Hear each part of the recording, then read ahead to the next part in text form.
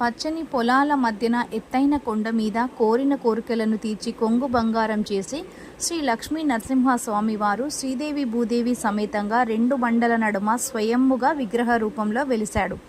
ఇక్కడ స్థల పురాణంలోకి వెళితే ఈ గుడి ద్వాపర యుగం కాలం నాటి నుండి ఉంది అని పురాణాలు చెప్తున్నాయి. ఈ గుడిని పాండవులు, రాణి రుద్రమాదేవి కూడా పూజించేవారట. ఏవైనా కోరికలు కోరుకుంటే తప్పకుండా నెరవేరుతాయని ఇక్కడ భక్తుల ప్రగాఢ నమ్మకం.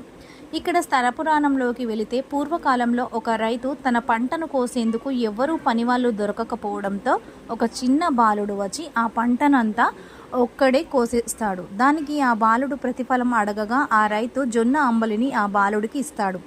ఆ బాలుడు అంబలిని వద్దు అని దానికి బదులుగా పంట కావాలి అని అడుగుతాడు. దానికి ఆ రైతు అంగీకరించకపోవడంతో ఆ బాలుడు ఆ కోసిన పంటలో నుండి ఒక కర్రను తీసుకొని వెళ్తుండగా ఆ పొలం అంతా బాలుడు వెంట కదలి వెళ్తుంది.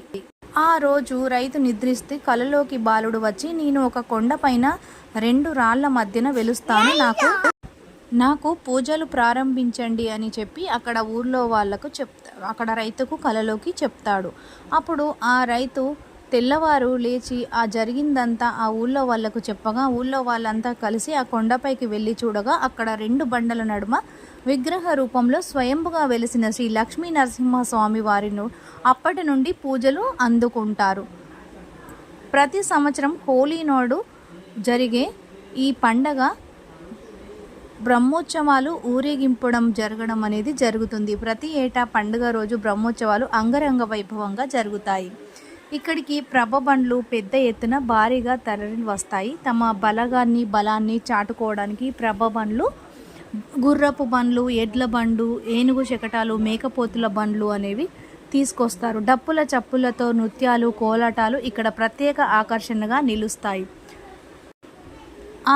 ఆ 10 రోజులు జరిగే జాతరకి అక్కడ చిన్న చిన్న చిరు వ్యాపారులు కూడా మంచి లాభాలను అయితే గడిస్తారు. ఇక్కడ ఖచ్చితంగా శ్రీ లక్ష్మీ నరసింహస్వామి వారు కొండపైన వెలిసి తన లీలలను భక్తులకు ఎన్నో రూపాలుగా చూపిస్తాడు.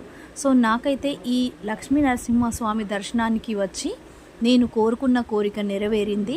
తర్వాత సంవత్సరం వచ్చి నేను నా మొక్కునైతే చెల్లించుకున్నాను. ఇది 3వ సంవత్సరము. నేను ప్రతి సంవత్సరం వెళ్తానండి. నా కోరిక తీరినప్పటి నుండి ఇది వెళ్ళటం 3వసారి. మీరు కూడా లక్ష్మీ